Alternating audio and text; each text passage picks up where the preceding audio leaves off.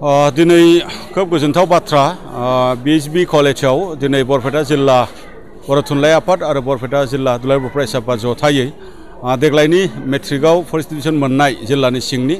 आरो higher secondary first division मोननाय जिल्लानि सिंनि बिथांमोनखौ हांख्रायनानै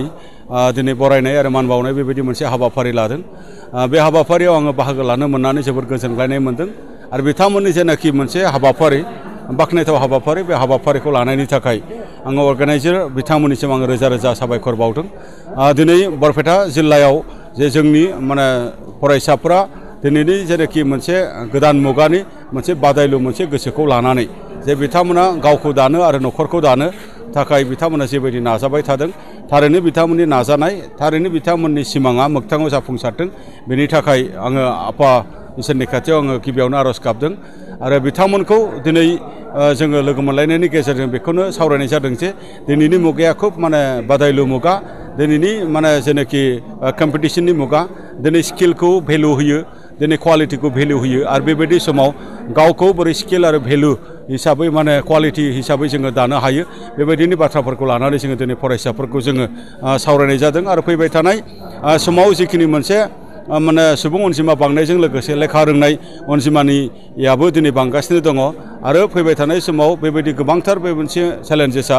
फैगासिनो दङ। बिनि थाखाय फैबाय थानाय समनि थाखाय जोंनि फरायसाफोरखौ गावखौ प्रिपेयार खालामनो थाखाय जोङो बेवहाय गुवार आरो गोथौयै जोङो सावरायनाय जादों। मानोना जोंनि लाइमोनानो बा दिनैनि जोंनि कलेजनि स्कुलनि फरायसायानो जोंनि इयुन हारि दानायनि बाथ्रा न'खर दानायनि बाथ्रा आरो ओनसोल दानायनि बाथ्रा जिहेतु जोंनि सिमाङाव दं आरो बर' हारिखौ गेरेमसा हारि दानायनि थाखाय जों जिहेतु खामानि मावबाय थादों जोंनि बे जाखांबोनाय लाइमोनफोरखौनो जोङो स्किल एन्ड क्वालिटि आरो रिसर्स हिसाबै जोङो लानानै थांनानै जोंनि जाथि दानायनि बाथ्राफोरखौ जोङो सानदों। दा बेनि थाखायनो बे हाबाफारियाव बेफोर बाथ्राफोरखौ जों गुवार आरो गोथौयै सावरायनाय जादों आरो जोङो मिजिंथिदों जे बेवहाय दिनैनि फरायजानाय फरायसाफ्रा फैबाय थानाय 5-6 इयार्सनि उनाव मोजां मोनसे आउटकाम लाबोनानै होफैगोन जोंहा बेबायदि मोनसे फोथायनाय दं। गोजोन्थों। बरपेटा जिल्ला बर' थुनलाइ आफाद आरो बरपेटा जिल्ला दुलाराय बर' फरायसा आफादा जथायै दिनै बिएसबि नैबे फरायसालिमायाव मेट्रिक आनजाद आरो हायार सेकेन्डारि आनजादाव उथ्रिसार जानो हानाय फरायसाफोरखौ दिनै मान बावनाय जे हाबाफारि बे हाबाफारियाव बाहागो लाफैनानै जोबोद गोजोननाय मोनदों। जों बयबो मिथिखागौ जे बरपेटा जिल्लायाव सुबुं धोन दानायनि बेलायाव एबा फरायनायनि जि थासारि बे थासारिखौ जों सिगांनिफ्रायनो मिथिबोगौ। जोबोद गुन गोनां फरायसाया बे जिल्लानिफ्राय मोनफ्रोमबो बोसोराव ओंखारबोयो आरो बिथांमोना गावखौ सुबुं धोन दानायनि बेलायाव मालाबाबो बिथांमोना फावसायनानै थायाखै। अबिभक्त बेखौ कामरुप जिल्लाखौनो होन बा बरपेटा नैबे जिल्लायाव जों नायदों पाठशाला नलबारि ओरै बाक्सा जिल्ला बेहाय गासिबो फरायसाफ्रा जेरैबायदि गोसो गुदुङै फरायनायनि गेजेरजों गावबा गावनि जि जिउ राहा दानायनि जि लामा बेखौ अरायसम बिथांमोना गोसो गुदुङै लाबोबाय थानायखौ जों नुदों आरो देग्लायबो बे फरायसाफोरखौनो थुलुंगा होनो थाखाय बर' थुनलाइ आफाद आरो दुलाराय बर' फरायसा आफादा बे हाबाफारिखौ रनसायदों। आं बेनि थाखाय बिथांमोनखौ साबायखर बावदों। जों बयबो मिथिगौ आथिखालनि मुगायाव बे बादायारि मुगा बे बादायारि मुगायाव फरायसाफ्रा जुदि गावनि फरायनायखौ मोजाङै जुदि बियो लायाबा बेयो हयथ' मोनसे समाव आन्दायहैयो। दा बेनि थाखायनो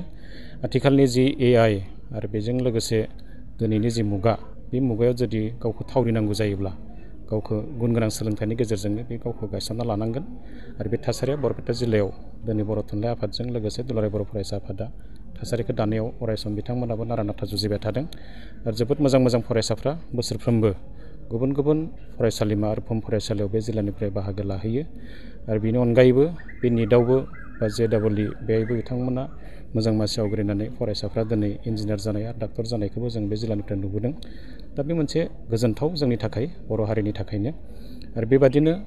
साफा साफा जुदि जोङो मोजां सुबुं धोन मोननो हायोब्ला मोनसे समाव बर' माहारि दानायनि बेलायाव बे बरपेटा जिल्लानिफ्रायबो बिथांमोना जि बिहोमा होनांगौ जि मोनसे बिथांमोननिफ्राय जि कन्ट्रिबिउसन थागोन बियो अरायसम बर' हारिनि थाखायनो खामानि मावनाय जागोन। दा बे थासारिखौ जों दिनै नुदों। आं साफ्रोमबो फरायसाखौ बेखौनो खावलायनो सानो जेरावखि थाहैया मानो बिथांमोना हारिनि प्रति जि मोनसे कमिटमेन्ट बेखौ दोननांगौ। राव हारिमु आरो गावनि जि मोनसे जोंनि माहारिखौ लानानै जोंनि जि थासारि बे थासारिफोरखौ जौगानायनि बेलायाव बिथांमोना खामानि मावनांगौ बे मोनसे खोथा। नैथियाव जादों बिथांमोना गावनि जिउ दानायनि बेलायाव मोनफ्रोमबो बिथिङाव गावखौ सासे राफोद सुबुं हिसाबै एबा कमप्लिटमेन्ट हिसाबै गायसनना लानांगौ। बेखिनिखौ साफ्रोमबो फरायसाया नोजोर बोनांगोन। बेजों लोगोसे दिनैनि दिनाव बेसेननि जि मोनसे गोनांथि भेलु एडुकेसन बेखौ जों होनांगोन डेम'क्रेटिक भेलु ससियेल भेलुस आरो हिउमेनिटि जि भेलुस बे भेलुसफोरखौ लाखिनानै गावबा गावनि जिउ दानायाव मालाबा बिथांमोना फावसायनो नाङा बेखिनिखौ लानानै बिथांमोना गावनि जिउखौ खुंनांगोन आरो सरासनस्रायै जों बुंनो थाङोब्ला जोंनि बर' माहारिजों लोगोसे जों रायजो जाफानाय बे मोनफ्रोमबो हारि माहारिफोरजों जोङो बे एडजास्टमेन्ट खालामनानै बा गावखौनो गोरोबहोलायनानै रायजो जानायखौ जों अरायसम जोंनि फरायसाफ्रा जाहाथे बेखौ नोजोर बोयो आरो बेजोंसो जोंनि गेजेराव मोनसे थासारिनि जि मोनसे गोजोन थासारि बे जोंनि गेजेराव